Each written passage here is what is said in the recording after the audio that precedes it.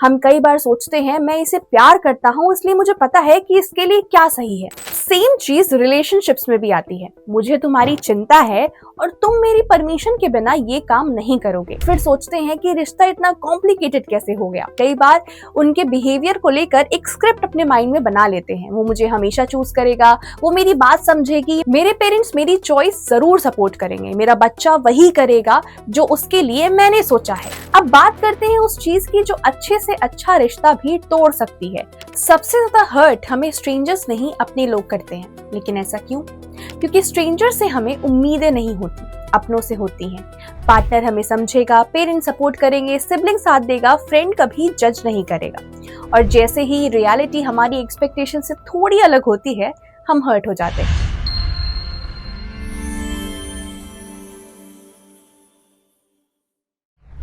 नमस्ते एवरीवन, मेरा नाम है अनुष्का और आप देख रहे हैं एनबीटी भक्ति।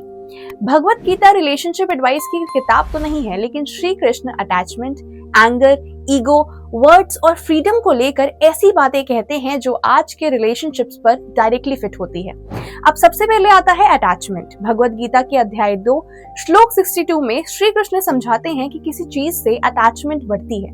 अटैचमेंट से डिजायर पैदा होती है और डिजायर पूरी ना होने पर एंगर बर्थ लेता है। अब आप इसे अपने रिलेशनशिप से मैच करके देखिए। हम आज किसी से सिर्फ प्यार नहीं करते, कई बार उनके बिहेवियर को लेकर एक स्क्रिप्ट अपने माइंड में बना लेते हैं। वो मुझे हमेशा चूज करेगा, वो मेरी बात समझेगी, मेरे पेरेंट्स मेरी चॉइस जरूर सपोर्ट करेंगे, मेरा बच्चा वही करेगा जो उसके लिए मैंने सोचा है। और जब सामने वाला उस स्क्रिप्ट के हिसाब से नहीं चलता तो हमें लगता है कि उसने हमें हर्ट कर दिया, जबकि कई बार टूटता रिश्ता नहीं है, टूटती हमारी एक्सपेक्टेशन है। यही लव और अटैचमेंट का फर्क समझ आने लगता है। प्यार कहता है कि मैं तुम्हारे लिए हूँ और अटैचमेंट कई बार कहती है कि तुम मेरे हिसाब से चलो। और धीरे धीरे केयर कंट्रोल कब बन जाती है हमें पता ही नहीं चलता। अब इसी बात को श्री कृष्ण एक और जगह बहुत इंटरेस्टिंग तरीके से समझाते हैं। भगवत गीता के अध्याय 12 श्लोक 13 में श्री कृष्ण उस व्यक्ति के गुण बताते हैं जो सबके प्रति मित्रता और करुणा रखता है, दोष नहीं करता, प्यार से दूर रहता है और उसके अंदर मेरा वाला एक्सेसिव भाव नहीं आता। अब इसका मतलब ये नहीं है कि आप अपने लोगों से अटैचमेंट ही मत रखो या फैमिली से डिस्टेंस बना लो। पॉइंट है पॉजिटिवनेस। किसी को अपना मनाना एक चीज है, किसी को अपना मानना एक चीज है और किसी को अपनी प्रॉपर्टी समझना दूसरी। पेरेंट्स अगर अपने बच्चों को गाइड करें तो ये केयर होती है, लेकिन ये तय कर देना कि वो करियर कौन सा चुनेंगे, पार्टनर भी उनके हिसाब से डिसाइड करें। और अगर यही चीज एक पैटर्न में चलने लगे तो ये केयर कब कंट्रोल बन जाती है पता ही नहीं चलता। अब सेम चीज रिलेशनशिप्स में भी आती है। मुझे तुम्हारी चिंता है और तुम मेरी परमिशन के बिना ये काम नहीं करोगे। अब ये दोनों ही लाइन सुनने में बहुत क्लोज लगती हैं, लेकिन मीनिंग बहुत अलग होते हैं। अब बात करते हैं उस चीज की जो अच्छे से अच्छा रिश्ता भी तोड़ सकती है, वो है आपके शब्द। कई बार फाइट खत्म हो जाती है लेकिन एक सेंटेंस रह जाता है, तुम हमेशा मुझे फेल करते हो, तुम मेरी कोई वैल्यू नहीं करते, तुमसे बेटर तो वो इंसान है। और यही लाइन बाद में आर्ग्यूमेंट से बड़ी बन जाती है। और यही भगवत गीता के अध्याय 17 श्लोक 15 में श्री कृष्ण कहते हैं कि ऐसी वाणी बोलनी चाहिए जो अनावश्यक रूप से किसी को डिस्टर्ब ना करे, जो सत्य हो, प्रिय हो और हितकारी हो। ये बहुत पावरफुल फिल्टर है। सच बोलना जरूरी तो है, लेकिन सच बोलने का तरीका थोड़ा चेंज करना चाहिए, क्योंकि मैं तो ऑनेस्ट था बोल देना हर हार्श लाइन को सही नहीं बना देता। कभी कभी सच सही होता है लेकिन टाइमिंग गलत होती है, कभी कभी बात जरूरी होती है लेकिन हमारी टोन गलत होती है, और कभी हम प्रॉब्लम सॉल्व नहीं कर रहे होते, हम सिर्फ सामने वाले को और हर्ट कर रहे होते हैं। अब फैमिली और रिलेशनशिप्स की शायद सबसे कॉम्प्लिकेटेड चीज है कंट्रोल।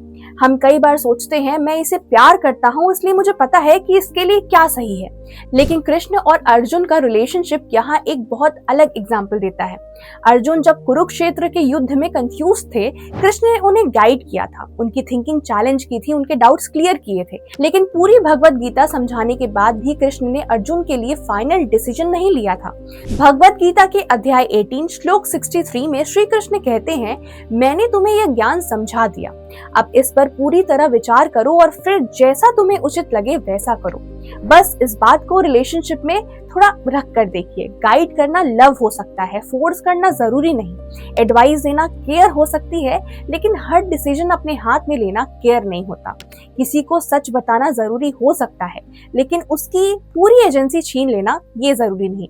और शायद आज के रिलेशनशिप्स में सबसे बड़ी कंफ्यूजन यही है, हम क्लोजनेस चाहते चाहते कंट्रोल करने लगते हैं, केयर करते करते एक्सपेक्टेशंस जोड़ देते हैं, ऑनेस्टी के नाम पर लोगों को हर्ट कर देते हैं और फिर सोचते हैं कि रिश्ता इतना कॉम्प्लिकेटेड कैसे हो गया। गीता एक परफेक्ट रिलेशनशिप फॉर्मूला नहीं देती, लेकिन कृष्ण की टीचिंग्स 3 चीजें बहुत क्लियर कर देती हैं। अटैचमेंट को लव समझने की भूल मत करो, सच बोलो लेकिन ऐसा कि सामने वाला हर्ट ना हो, और किसी को गाइड कीजिए तो उसकी पूरी लाइफ अपने हाथ में लेकर कंट्रोल मत करिए, क्योंकि किसी रिलेशनशिप की क्लोजनेस या क्वालिटी इस बात से डिसाइड नहीं होती कि आप सामने वाले से कितना प्यार करते हैं। ये भी मैटर करता है कि आपके प्यार में कितनी रिस्पेक्ट है, कितना फ्रीडम दे रहे हैं आप, और कितनी जगह है उस इंसान को उस रिश्ते में खुद बने रहने की। और शायद इसीलिए हम अपने लोगों को सबसे ज्यादा हर्ट करते हैं, क्योंकि उनसे सिर्फ रिश्ता नहीं होता, उनसे उम्मीदें भी जुड़ी होती हैं। और कई बार हीलिंग की शुरुआत सामने वाले को बदलने से नहीं, अपनी एक्सपेक्टेशंस को कम करने और उन्हें पहचानने से होती है। Thank you for watching this video. ऐसी ही और वीडियोस देखने के लिए सब्सक्राइब करें हमारे चैनल एनबीटी भक्ति को।